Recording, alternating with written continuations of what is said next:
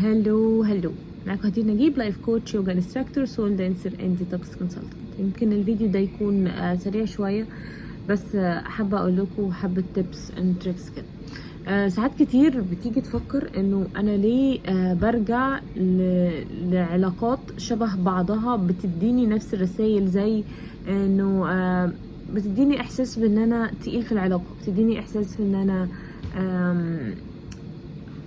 اللي متمسك بالعلاقه، هما مش متمسكين، او هما اللي ميزه في حياتي وانا مش ميزه في حياتهم. ليه بلجأ للشكل ده من العلاقات؟ وليه دايما انا اللي ببقى مستمر في ان انا اطارد العلاقه، وانا اللي ابقى متمسك في العلاقه اكتر من الشخص التاني؟ ليه دايما بروح للاحساس بتاع ان انا الناس دي مش عايزاني زي ما انا عايزهم؟ ليه؟ التايب ده بيبقى مشكلته ان انت في مره خدت فيها كده رساله وانت صغير، ممكن من مامتك وباباك، وممكن من اي موقف تاني، اختك او اخوك او whatever.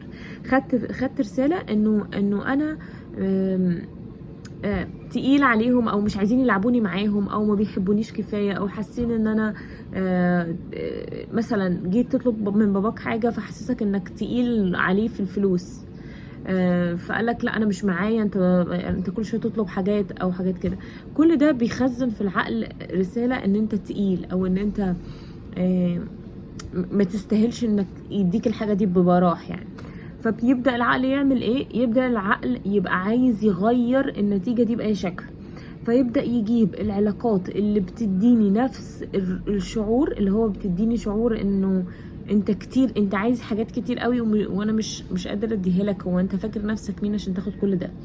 فيجيب لك البني ادمين اللي بتعمل معاك كده عشان انت جوه عقلك مصمم تغير اللي انت خدته هناك واللي انت رفضته في البين الاولاني. فالحل ايه؟ الحل انك تبدا ترجع للبين اللي ورا ده، اللي مضايقك، اللي هو زمان في وقت الطفولة وانت صغير، تبدأ ترجع له وتبدأ تحرر الشعور بتاعه، تبدأ تبص على الموقف بنظرة مختلفة، تبدأ تقول انه انا هناك خدت وجع، ولكن انا عارف ان انا انه الشخص ده ما كانش قصده، وانه انا لو ما كنتش اتعرضت للموقف ده ما كنتش عرفت ازاي اكون انا بوفر لنفسي الحاجات اللي انا مش عارف اخدها من الاشخاص دي، او ما كنتش هعرف ازاي اخش في تجارب معينة واتعلم منها.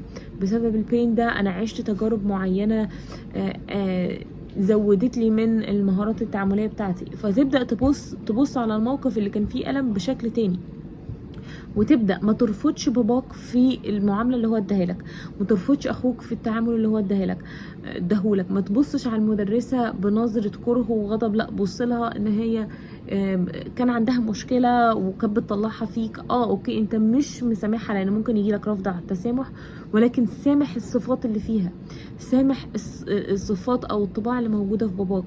ابتدي ما تسامحش الشخص، بس سامح الصفات اللي موجوده في كل البني ادمين على الارض، عشان ما يبقاش عندك رفض للصفات فتجذبها في اشخاص في المستقبل، وتبدا تقول هو انا ليه بيحصل معايا كده، وتفضل تبص على الاشخاص اللي بتخش حياتك وبتفضل تديك من نفس التعاملات اللي انت رفضتها زمان. فاول حاجه ابدا سامح الطباع، مش لازم الاشخاص.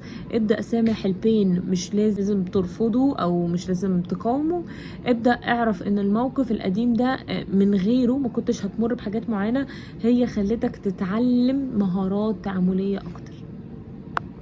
يا رب الفيديو يكون فادك، ولو احتجت اي استشاره ممكن تبعت لنا على انستجرام، الرقم موجود في البايو، هنتواصل معاك مباشره ويوصلوني بيك على طول.